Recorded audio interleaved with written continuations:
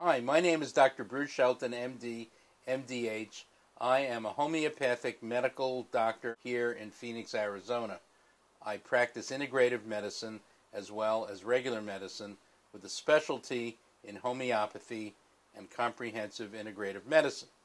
I've been in this office now for close to 14 years, and I have been licensed as a homeopath in Arizona since 1990 and a regular doctor since 1972. I enjoy taking care of patients with many interesting problems, and it involves investigating many different sources of those problems, one of which is parasites. In that regard, I had occasion to be introduced to Dr. Omar Amin probably more than 20 years ago when he was first starting off in Scottsdale. As you probably know, he's from Egypt and is a specialist in investigating stool and other parts of the body fluids for parasites. And he's successful in finding these parasites using his special methods, which other parasitologists have trouble following and using. I mean, one of the more interesting things that I know that he does is that he has belief that if you stain the specimens before you examine them, like with red dye and green dye, supposedly in order to see them better, you actually kill the germs. I've actually had patients, I had one little girl that had chronic diarrhea for years and had been to the huge hospital downtown that specializes in children. I won't mention its name, but there's only one in town that does that.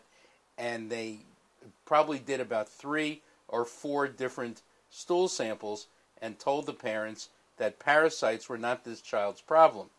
Well, Dr. Amin did one sample, came back about a week later with the results, and found 3 different organisms.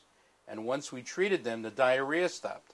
The mother was so angry that she complained to the authorities, and it turns out that the parasitologist who had done the work was a student of Dr. Amin's, but was forced to do it the old way because the laws didn't let them. It was very embarrassing when this case came up, and they found out who his teacher was.